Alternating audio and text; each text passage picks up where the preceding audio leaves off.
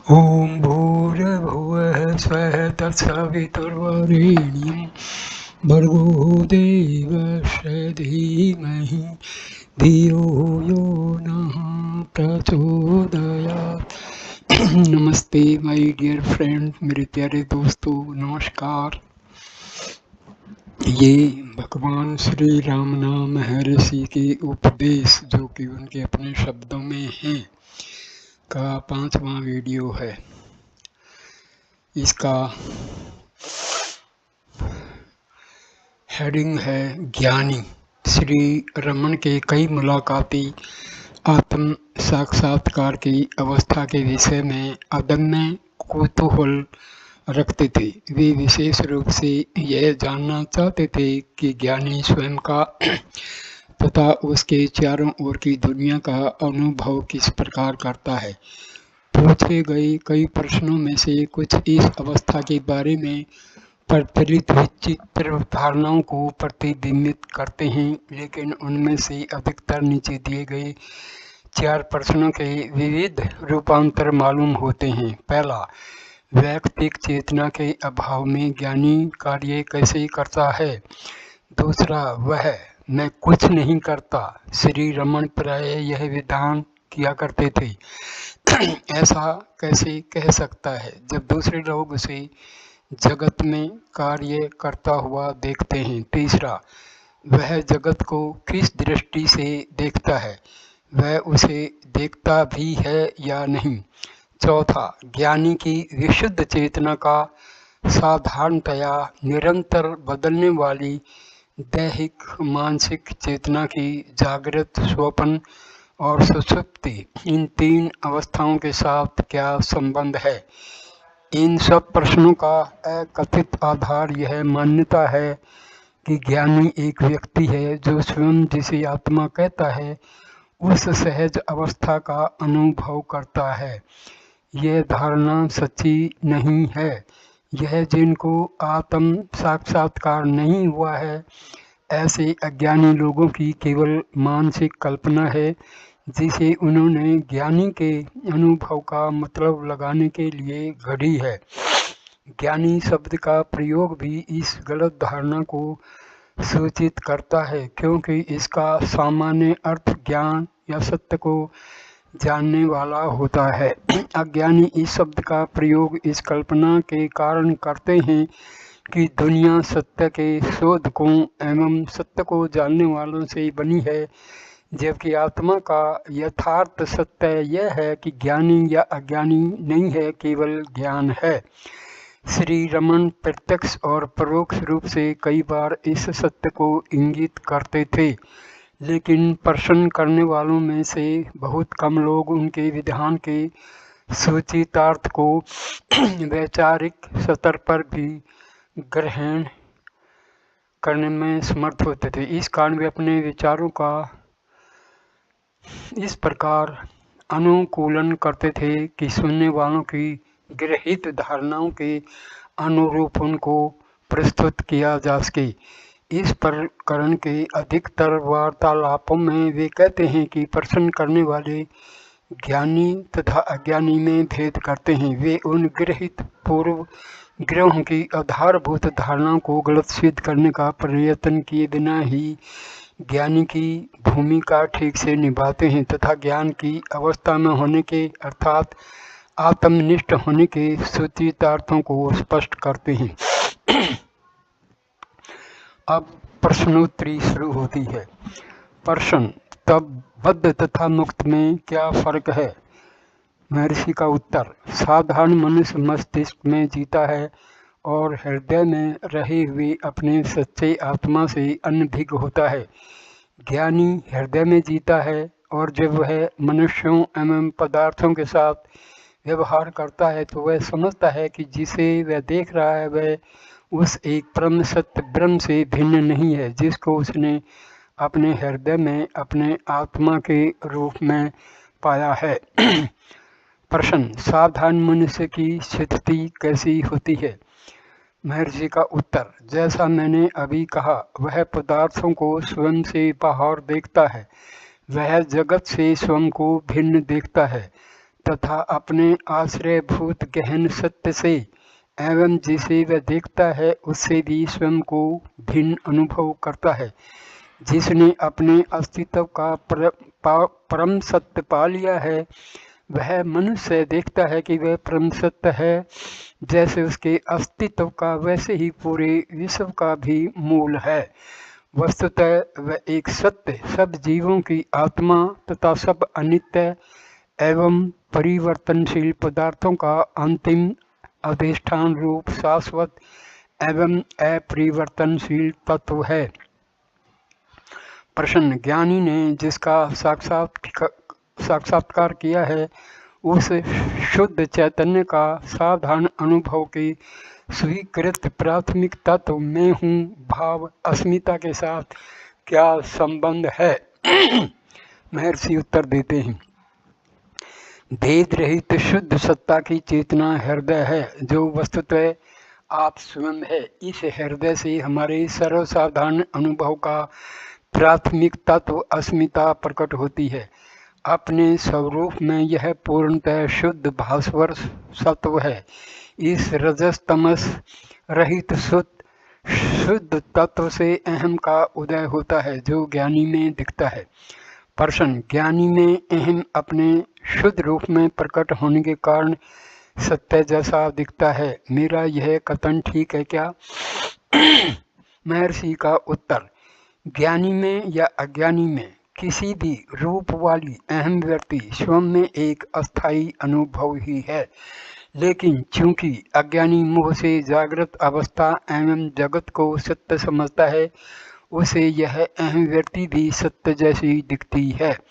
अज्ञानी ज्ञानी को भी दूसरे जीवों की तरह कर्म करता हुआ देखता है, इसलिए वह ज्ञानी के संबंध में भी किसी तरह के व्यक्तित्व का आरोपण करने के लिए बाध्य होता है। प्रश्न, तो ज्ञानी में अहम व्यक्ति किस तरह कार्य करती है? महर्षि का उत्तर, उसमें वह कार्य करती ही नहीं। ज्ञानी का सत्य स्वरूप हृदय है, क्योंकि उपनिषद जिसे प्रज्ञान कहते हैं उस भेद रहित शुद्ध चैतन्य के साथ वह एक रूप होता है। प्रज्ञान वस्तुतः निरपेक्ष सत्य ब्रह्म है, प्रज्ञान से भिन्न ब्रह्म नहीं है। प्रश्न, क्या ज्ञानी में संकल्प इच्छाएं होती हैं? महर्षि का उत्तर, साधारण मन रजस तमस उत्तेजना और मूढ़ता गुणों वाला होता है, इसलिए वह अहंकारात्मक इच्छाओं तथा दुर्बलताओं से युक्त होता है। लेकिन ज्ञानी का मन शुद्ध सत्वरूप तथा निराकार होता है जो सूक्ष्म विज्ञान में कोश में रहकर कार्य करता है। ज्ञानी इसके माध्यम से जगत से संपर्क बनाए रखता है, इसलिए उसकी इच्छाएं भी शुद्ध होती हैं। प्रश्न, मैं ज्ञानी के जगत विषयक दृष्टिकोण को समझने का यत्न करता हूँ। आत्म साक्षात्कार के पश्चात जगत दिखता है क्या? महर्षि उत्तर देते हैं, जगत के विषय में और आत्म साक्षात्कार के बाद उसका क्या होता है इसकी चिंता क्यों करते हैं? पहले आत्म साक्षात्कार कीजिए। जगत दिखे चाहे न दिखे उससे क्या फर्क पड़ता है? नींद में जगत नहीं दिखता तो उससे आपको साधना में किसी प्रकार की सहायता मिलती है क्या? इससे विरुद्ध इस समय जगत दिखता है, इससे आपकी क्या हानि होती है? ज्ञानी या अज्ञानी जगत देखे या न देखे इसका कोई महत्व नहीं है। दोनों को जगत दिखता है लेकिन उनके दृष्टिकोण भिन्न हैं। प्रश्न, यदि ज्ञानी और अज्ञानी दोनों जगत देखते हैं तो उनमें क्या फर्क रहा? उत्तर, ज्ञानी जगत देखता है तो संपूर्ण दृश्य के आश्रय रूप आत्मा को देखता है, जबकि अज्ञानी चाहे जगत को देखे या न देखे अपनी वास्तविक सत्ता आत्मा से अनभिज्ञ से रहता है। पर्दे पर दिखने वाले चलचित्र का उदाहरण लीजिए। चित्रकथा शुरू होने से पहले आपके सामने क्या है? केवल पर्दा, उस पर आप पूरी कथा देखते हैं और सब तरह से सोचने पर चित्तर सच्चे लगते हैं, लेकिन पास जाकर उनको पकड़ने की कोशिश कीजिए।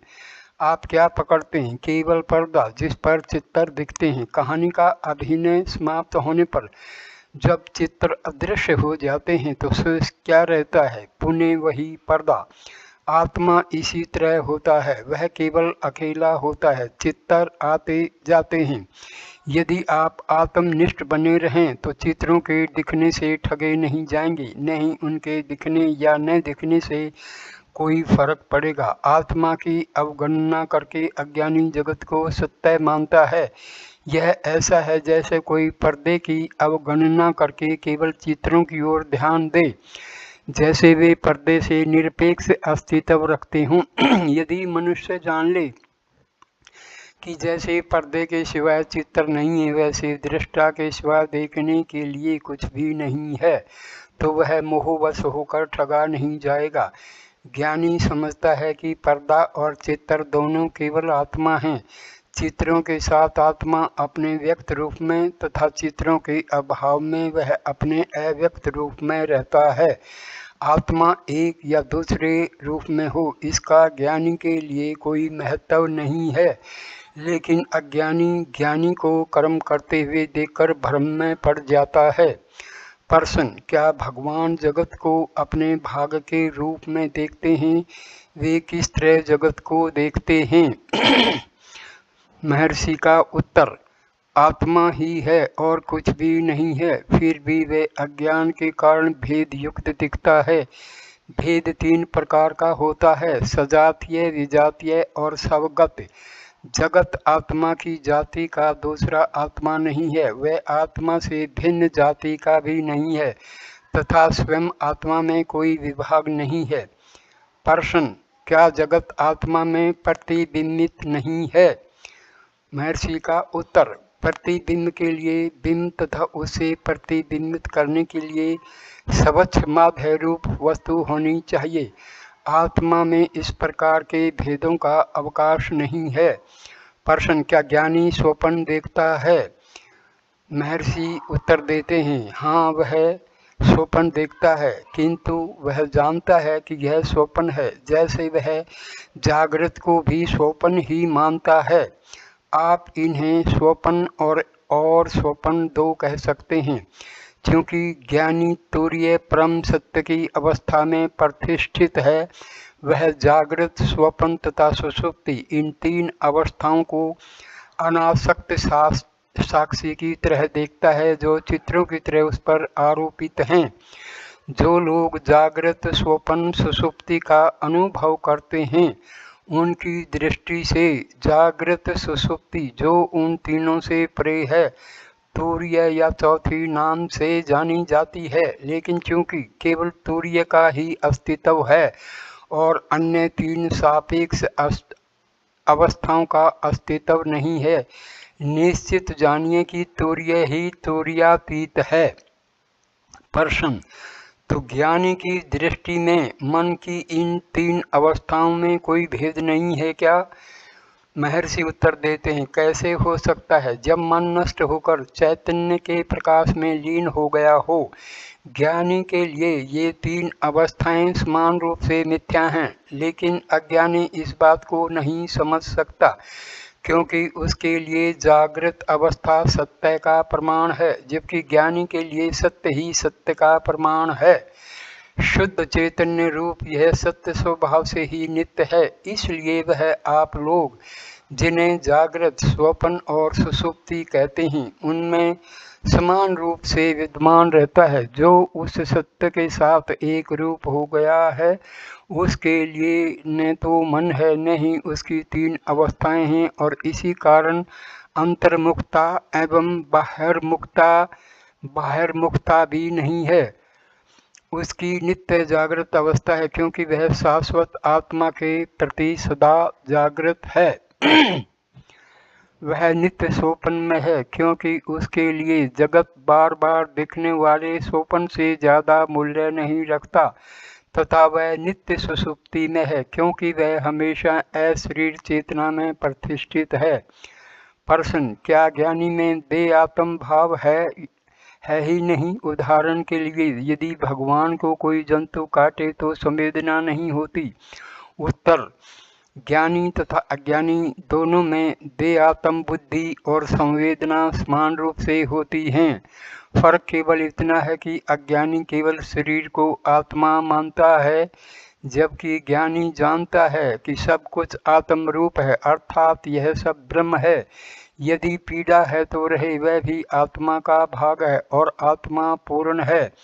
देहात्म बुद्धि से परे होने पर मनुष्य ज्ञानी बनता है। देहात्म भाव के बिना कर्तृत्व तथा कर्म नहीं रह सकते, इसलिए ज्ञानी के लिए कर्म नहीं है, अर्थात वह कर्म नहीं करता, यह उसका अनुभव है, अन्यथा वह ज्ञानी नहीं है। लेकिन अज्ञानी ज्ञान को देह के साथ एक रूप मानता है, जबकि ज्ञानी ऐसी गलती नहीं करता। पर्सन, मैं आपको काम करते हुए देखता हूँ, आप ऐसा कैसे कह सकते हैं कि आप काम नहीं करते? महर्षि का उत्तर, रेडियो गाता और बोलता है, लेकिन यदि आप उसे खोलकर देखें तो अंदर आप किसी व्यक्ति को नहीं पाएंगे। इसी प्रकार मेरा अस्तित्व भी आकाश की तरह है, यद्यपि यह शरीर रेडियो की तरह बोलता है, उसमें कोई कर्ता नहीं है। पर्सन, इस बात को स्वीकार करना मेरे लिए मुश्किल है, कृपया विस्तार से समझाइए। उत्तर, यद्यपि जीने और कर्म करने के लिए मन आवश्यक है, धर्म ग्रंथों में दिए गए अनेक उदाहरणों से हम समझ सकते हैं कि ज्ञानी किस प्रकार मन के बिना जीता और कर्म करता है। घड़ा बन जाने के पश्चात कुम्हार चक्कर को छड़ी से घुमाना बंद करता है, तब भी वह चलता रहता है। उसी तरह स्विच बंद करने से बिजली का प्रवाह बंद होने पर भी पंखा कुछ समय के लिए घूमता रहता है। प्रारब्ध कर्म शरीर का निर्माण जो कर्म करने के लिए करता है, वह उससे पूरा करवाता है, लेकिन ज्ञानी इन कर्मों को कर्तृ भाव के बिना ही करता है। यह कैसे संभव होता है, इसे समझना मुश्किल है। अधिकतर दिया जाने वाला उदाहरण यह है कि ज्ञानी इस प्रकार कर्म करता है जैसे एक बालक जिसे खिलाने के लिए नींद से जगाया गया है, खाता तो है किंतु सुबह उसे याद नहीं रहता कि कल रात उसने खाया था। इस बात को स्मरण में रखना चाहिए कि ये सारे स्पष्टीकरण ज्ञानी के लिए नहीं हैं। वह जानता है एवं उसे कोई संदेह नहीं है, वह जानता है कि वह शरीर नहीं है, अतः उसका शरीर किसी कार्य में भले लगा हो, वह स्वयं कुछ नहीं करता। ये स्पष्टीकरण देखने वालों के लिए हैं जो ज्ञानी को शरीर से एक रूप मानते हैं तथा उसका शरीर के साथ तादात्म्य किए बिना नहीं रह सकते, क्योंकि यह उनका स्वानुभव है। प्रश्न, कहा जाता है कि साक्षात्कार का आघात इतना तीव्र होता है कि शरीर उसे सह नहीं सकता। महर्षि उत्तर देते हैं, ज्ञानी साक्षात्कार के पश्चात भी भौतिक शरीर में रह सकता है या नहीं, इस विषय में विभिन्न मत हैं। कुछ लोग कहते हैं कि जो मरता है वह ज्ञानी नहीं है, क्योंकि ज्ञानी का शरीर हवा में लीन हो जाता है, अर्थात अदृश्य हो जाना चाहिए। वे किसी प्रकार के विचित्र विचार प्रस्तुत करते हैं। यदि साक्षात्कार होने के तुरंत बाद मनुष्य को देह छोड़ ही देना चाहिए, तो यह बात समझ में नहीं आती कि आत्मज्ञान अर्थात सिद्ध अवस्था का ज्ञान दूसरे मनुष्यों को प्राप्त कैसे होता है। और इसका अर्थ हुआ कि जिन्होंने अपने साक्षात्कार के अनुभव को हमारे भले के लिए ग्रंथों में प्रस्तुत किया है, उनको ज्ञानी नहीं माना जा सकता, क्योंकि वे साक्षात्कार के बाद भी जीवित रहते। यदि यह मान लिया जाए कि मनुष्य जब तक जगत में कर्म करता रहता है तब तक उसे ज्ञानी नहीं माना जा सकता, तो न केवल उन सब महान ऋषियों को जिन्होंने साक्षात्कार के पश्चात भी विविध प्रकार के कर्म किए थे अज्ञानी ही माना जाना चाहिए, बल्कि देवों को तथा स्वयं ईश्वर को भी अज्ञानी मानना चाहिए, क्योंकि वे भी दुनिया को मार्गदर्शन करने का कर्तव्य निभाते हैं। सच बात यह है कि ज्ञानी कर्तृत्व या कर्म के साथ तादात्म्य किए बिना ही किसी भी मात्रा में तथा बहुत कुशलता पूर्वक कर्म कर सकता है। कोई शक्ति उसके शरीर को निमित्त बनाकर उसके माध्यम से कार्य करती है। प्रश्न, ज्ञानी संभवतः पाप कर सकता है क्या? महर्षि उत्तर देते, अज्ञानी ज्ञानी को देखता है तो उसे उसके शरीर से एक रूप मानता है, क्योंकि वह आत्मा को नहीं जानता और शरीर को ही आत्मा मानता है। वह अपनी भूल का ज्ञानी पर भी आरोप करता है। इस तरह वह ज्ञानी को भौतिकाकार मान लेता है। अज्ञानी कर्ता न होने पर भी स्वयं को कर्ता मानता है, अर्थात शरीर की चेष्टाओं को अपने कर्म मानता है। इसी तरह वह ज्ञानी के शरीर को कर्म करते देख उसे कर्ता मानता है, लेकिन ज्ञानी सत्य जानता है और भ्रम में नहीं पड़ता। ज्ञानी की अवस्था का निर्णय अज्ञानी नहीं कर सकता, अतः यह प्रश्न केवल अज्ञानी को सताता है।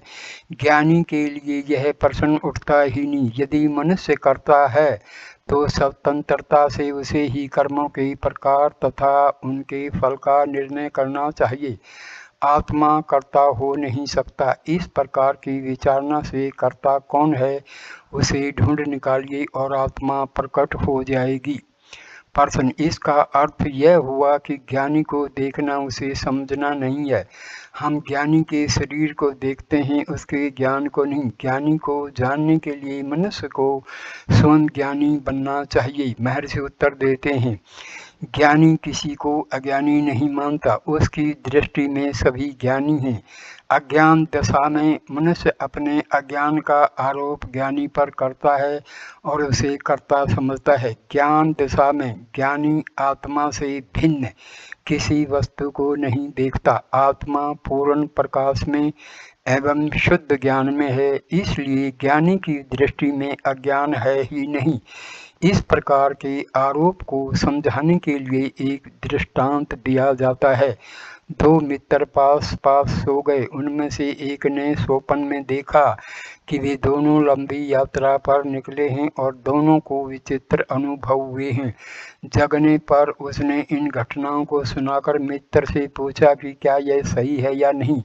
दूसरे ने उसका उपहास करते हुए कहा कि वह स्वप्न केवल उसी का था जो दूसरे किसी को प्रभावित नहीं कर सकता। इसी प्रकार अज्ञानी अपने भ्रमपूर्ण विचारों को दूसरों पर आरोपित करता है। प्रश्न, आपने कहा कि ज्ञानी कर्म कर सकता है और करता है एवं मनुष्यों तथा पदार्थों से व्यवहार भी करता है।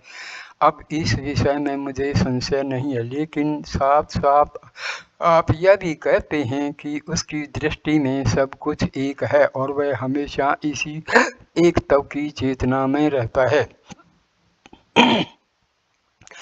यदि ऐसा है तो वह निश्चित रूप से भिन्न मनुष्यों तथा वस्तुओं से व्यवहार किस तरह करता है?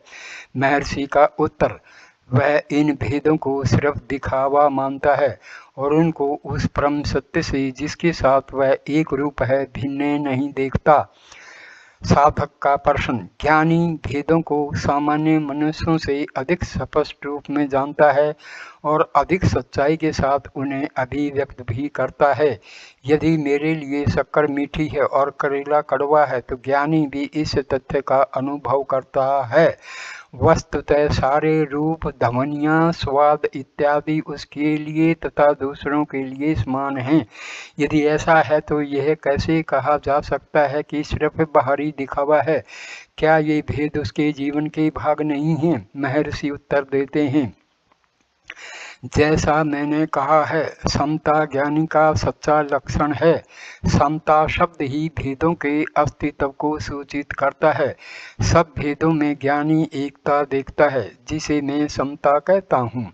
समता का अर्थ भेदों का अज्ञान नहीं है। जब आपको ज्ञान होता है तो आप देखते हैं कि ये भेद केवल भारी दिखावा हैं, वे सच्चे या नित्य नहीं हैं। इन सब बाह्य भेदों में जो अभिन्न तत्व है वह सत्य है, जिसको मैं एक तव कहता हूँ। आपने ध्वनि, स्वाद, रूप, गंध इत्यादि का उल्लेख किया। यह सही है कि ज्ञानी इन भेदों का अनुभव करता है, लेकिन उन सब में वह हमेशा उस एक को देखता तथा अनुभव करता है। इसी कारण से कुछ पसंद या नापसंद नहीं होता। वह घूमता है, बात करता है तथा कर्म करता है, तो यह सब उसी एक सत्य में स्थित रहकर करता है। उसकी दृष्टि में उस एक परम सत्य से अलावा कुछ नहीं है। प्रश्न: कहा जाता है ज्ञानी सबके साथ पूर्ण समत्व का व्यवहार करते हैं। महर्षि उत्तर देते हैं, हाँ, मैत्री, करुणा, मुदिता, अक्षमा जैसे भाव उनका स्वभाव बन जाते हैं।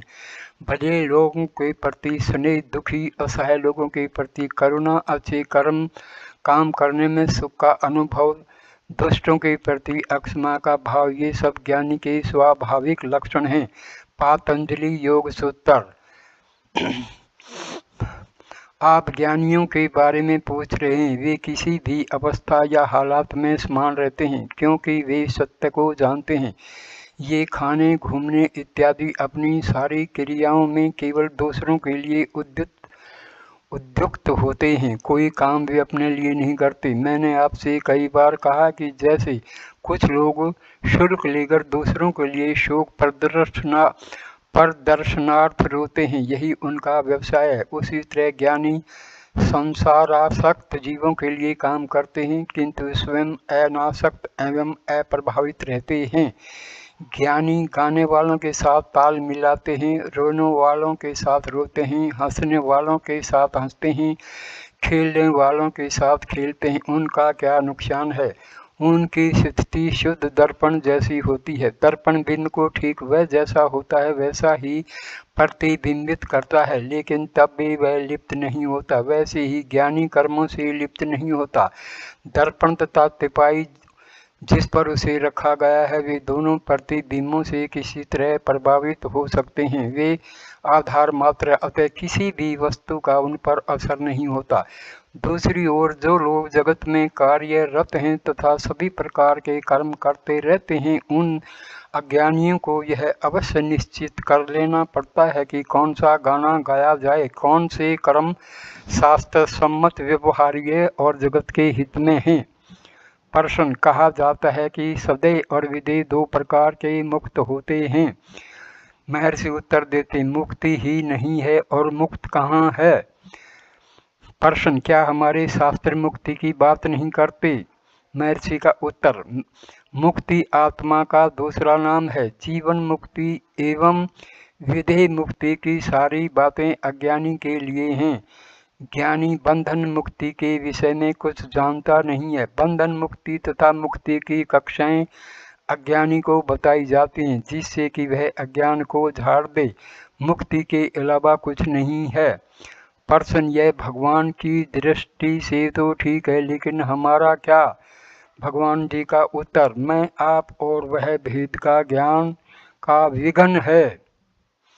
प्रश्न: आपने एक बार कहा था कि मुक्त पुरुष कुछ भी करने के लिए स्वतंत्र है और मृत शरीर छोड़ने पर वह पूर्णता प्राप्त करता है, फिर से जन्म नहीं लेता, जो वस्तुतः मृत्यु रूप है। इससे ऐसा सूचित होता है कि यद्यपि ज्ञानी इस भौतिक सत्र पर जन्म नहीं लेता, फिर भी यदि वह चाहे तो सूक्ष्म सत्रों पर रहकर कार्य करना जारी रख सकता है। क्या उसमें कोई चाह विशेष रहती है? महर्षि का उत्तर, नहीं, मेरा ऐसा मतलब नहीं था। प्रश्न: दूसरे एक भारतीय तत्वचिंतक अपने ग्रंथ में श्री शंकराचार्य के मत का उल्लेख करते हुए कहता है कि विदेह मुक्ति जैसी कोई चीज नहीं है, क्योंकि मृत्यु के बाद मुक्त पुरुष प्रकाश में देह धारण करके उसमें तब तक रहता है जब तक पूरी मानवता मुक्त नहीं हो जाती। उत्तर: श्री शंकराचार्य का ऐसा अभिप्राय नहीं हो सकता। विवेक चूड़ामणि स्टैंजा 566 में 566 में उन्होंने कहा है कि भौतिक कोश रूप देह के विनाश के पश्चात मुक्त पुरुष जल में जल की तरह या तेल में तेल की तरह तद्रूप हो जाता है। वह ऐसी अवस्था है जिसमें न बंधन है न मुक्ति। दूसरे शरीर को धारण करने का अर्थ सत्य पर आवरण, वह कितना ही सूक्ष्म क्यों न हो, डालना है, जो कि बंधन है। मोक्ष निरपेक्ष तथा अनिवर्त्य है। प्रश्न, ऐसा कहा जा सकता है कि ज्ञानी दो सूत्रों में नहीं रहता, वह हमारे साथ जगत में घूमता है। जिन वस्तुओं को हम देखते हैं उन्हीं को वह भी देखता है। जैसे कि वह जब चलता है तो मार्ग भी देखता है। यदि मार्ग में कुर्सी या टेबल है तो उनको देखकर उनसे बचकर चलता है। इसका अर्थ यह नहीं हुआ कि वह आत्मा को देखने के साथ साथ जगत को तथा पदार्थों को भी देखता है। महर्षि उत्तर देते हैं, आप कहते हैं कि ज्ञानी मार्ग देखता है, उस पर चलता है, बीच में आने वाले विघ्नों से बचता है इत्यादि। यह सब किसकी दृष्टि में है, ज्ञानी की या आपकी? वह केवल आत्मा को देखता है और सबको आत्मा में देखता है। प्रश्न, धर्म ग्रंथों में इस सहज स्थिति को समझाने के लिए दृष्टांत नहीं दिए गए हैं? महर्षि उत्तर देते हैं, हाँ दिए गए हैं। आप दर्पण को तथा उसमें पड़े प्रतिबिंब को भी देखते हैं। आप जानते हैं कि दर्पण सत्य है तथा उसमें दिखने वाले चित्र केवल प्रतिबिंब हैं। दर्पण को देखने के लिए क्या हमें उसमें दिखने वालों चित्रों को देखना बंद करने की आवश्यकता होती है? प्रश्न, ऊंची आध्यात्मिकता वाले महात्मा को जानने का मुख्य मानदंड क्या है? क्योंकि कुछ महात्मा पागलों का सा व्यवहार करते हैं। महर्षि उत्तर देते हैं, ज्ञानी की अवस्था केवल ज्ञानी ही जान सकता है। ज्ञानी को समझने के लिए स्वयं हमें ज्ञानी बनना चाहिए। ज्ञानी महात्मा के चारों ओर वातावरण में शांति का अनुभव होता है, वही एक साधन है जिससे कोई साधक किसी महात्मा की महानता को जान सकता है। उसकी वाणी, कार्य तथा बाह्य रूप उसकी महानता के चिन्ह नहीं है, क्योंकि वह साधारण लोगों की समझ से परे है।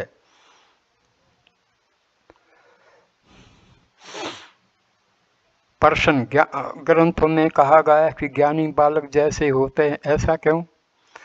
महर्षि उत्तर देते, बालक और ज्ञानी एक दृष्टि से समान हैं। घटनाओं में बालक का रस तभी तक होता है जब तक वे समाप्त नहीं होती। समाप्त होने के पश्चात वे उनके विषय में विचार नहीं करते। इससे मालूम होता है कि बालक पर घटनाएं कोई प्रभाव नहीं छोड़ती, वह मानसिक रूप से उनसे अछूता रहता है। ज्ञानी के विषय में भी ऐसा ही होता है। मैं इस वीडियो को यहीं विराम देता हूँ। नमस्ते मेरे दोस्तों, please like, comment and share the video and subscribe the channel. Thanks a lot. नमस्कार।